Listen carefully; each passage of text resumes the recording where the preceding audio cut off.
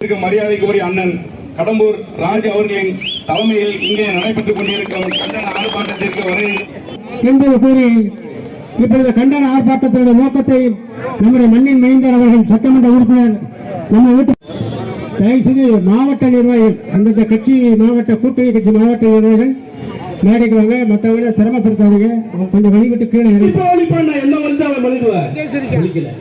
பெரியவர்களே ஏமாந்துறாதீங்க. ஏன்னா தேர்தல் வந்தோடனே திமுகவுக்கு உரித்தான தொடர்ந்து செய்து கொண்டிருக்கிற திமுக விரட்டி அடிக்கத்தான் நாமெல்லாம் இந்த வேளாண் வெயிலில் கூடியிருக்கோம். மறந்துடாதீங்க, சட்டமன்ற தேர்தல் பயப்படாதீங்க.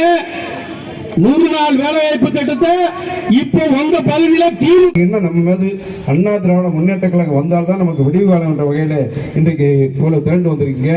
இறுதியா ஒன்றை சொல்லி முடிக்கிறேன். 125 நாள் மோடி அறிவிச்சிட்டார். பாரத பிரதமர் மோடிஜி அவர்கள் அறிவிச்சிட்டாங்க. இப்ப வராது, இன்னும் 50 நாள் பொறுங்கம்மா. 51வது நாள் உங்களுக்கு சம்பளம் வந்துடும். 125 நாள் 150 நாள் ஆகும். அதுல எந்த மாற்று கருத்து இல்லை. தேர்தல் அறிக்கையில் நம்ம சொல்லியிருக்கோம். ஓய்வூதியத்தை இன்னைக்கு 3 வருஷம் கழிச்சு கொடுத்தாங்க. இன்னைக்கு 2000 சேர்த்து கொடுக்க தேர்தலுக்கு ஓட்டு போட, அதை வாங்கி ஓட்டு போட்டதுக்கு என்ன இடிச்சவாய்களா தமிழர்கள் ஏமாளிகளா?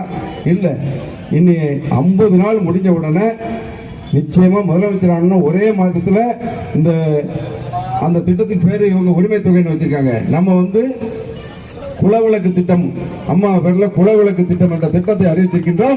2000 ரூபாய் உங்கள் வீட்டு கதவை தட்டி வரும். இதை மாதிரி உங்க ஆட்சியில் மாதிரி பெட்டிஷன் வச்சு ஒரு ஊரா தெரிஞ்சிருவா நீங்க அலைய வேண்டியதில்லை. தகுதி உள்ள பெண்கள், தகுதி இல்லாத பெண்கள், என்ன பெண்கள்ல தகுதி உள்ள கண்டிங்க? எல்லா பெண்களும் ஒண்ணுதானம்மா, எல்லா பெண்களும் ஒண்ணுதானே. பெண்கள் நாட்டின் கண்கள் இருக்காங்க. இவங்க என்ன தகுதி இல்லாத பெண்கள்?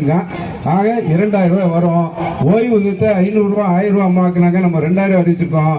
நிறுத்தப்பட்ட அம்மா இது தாலிக்கு தங்கம் திட்டம் தொடரும். அம்மா இருசக்கர வாகனம் 50% மானியத்தில் கொடுத்தோம், அது மீண்டும் வரும். பசுமை வீடு திட்டத்தை நிப்பாட்டாங்க.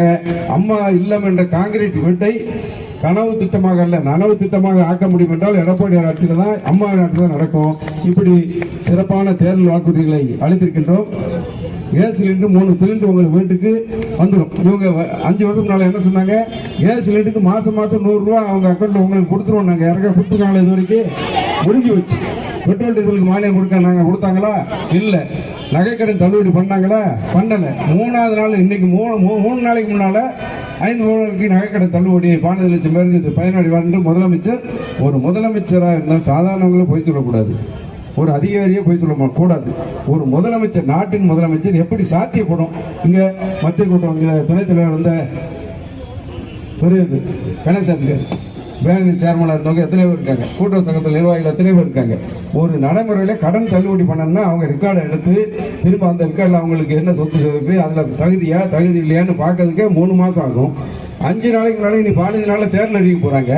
5 வருஷம் செய்யாம கடைசி 50 நாளைக்குள்ள உங்களுக்கு 5 பவுன் நகைக்கடன் தள்ளுபடினா இது சாத்தியமா?